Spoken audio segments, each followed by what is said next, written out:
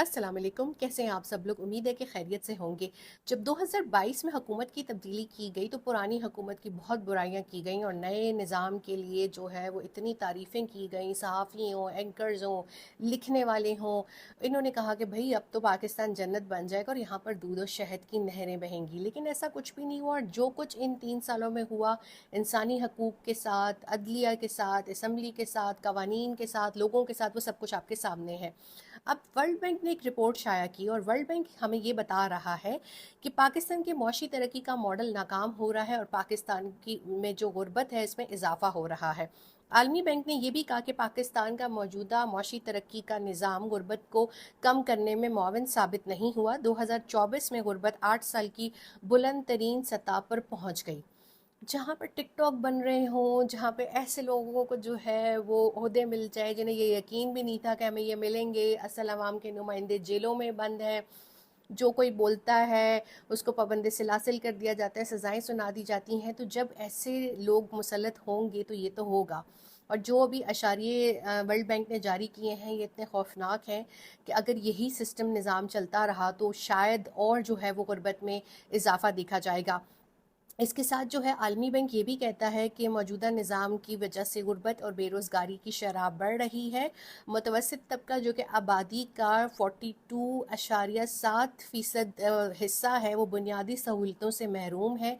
और दूसरी बड़ी तशवीशनाक ये बात है कि 15 से 24 साल की उम्र के 37% जो नौजवान है वो मुलाजमत और रोज़गार से महरूम है और उनके पास कोई फ़नी तरबियत और तालीम भी नहीं है, जिसकी वजह से आबादी का दबाव जो है वो बढ़ रहा है। लोगों की कुव्वत ख़रीद जो है वो सुकड़ गई है।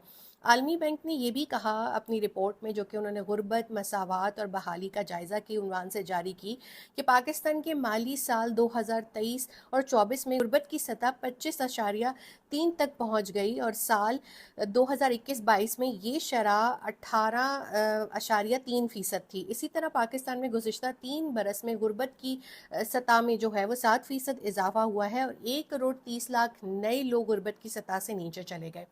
अब किससे शिकवा करें, किससे बात करें?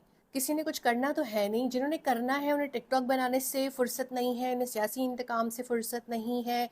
जो हमने वोट दिया अल्लाह जाने वो वोट कहाँ चला गया। ये भी एक आलमी हमारे लिए जगह हसाई हुई कि जो धांधली हुई उसकी रिपोर्ट जो है वो अभी तक यूरोपीय यूनियन ने दबा के रखी हुई और बताई नहीं कि इलेक्शन की रात को जो है वो क्या हुआ था।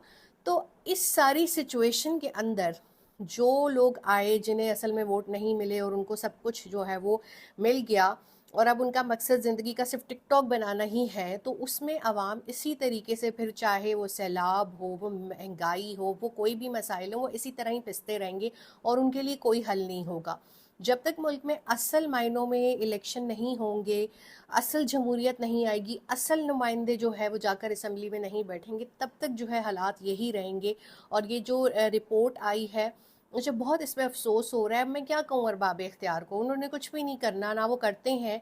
उनके लिए तो बस ये होता है कि कहीं भी जाओ, चार गरीब इकट्ठे करो, महंगे ब्रांड्स में अपनी सेल्फी खिंचवाओ, वीडियो बनवाओ और वापस आ जाओ। तो ये इस तरीके से काम नहीं होता। काम उस तरह से होता है जैसे बांग्लादेश में जो है वो उन्होंने किया कि माइक्रो फाइनेंस बैंक बनाया और लोगों को अपने पैरों पे खड़ा किया। यहाँ पर कोई कार्ड बना के 2,000 रुपये, 2,000 रुपये देने से कुछ नहीं होता।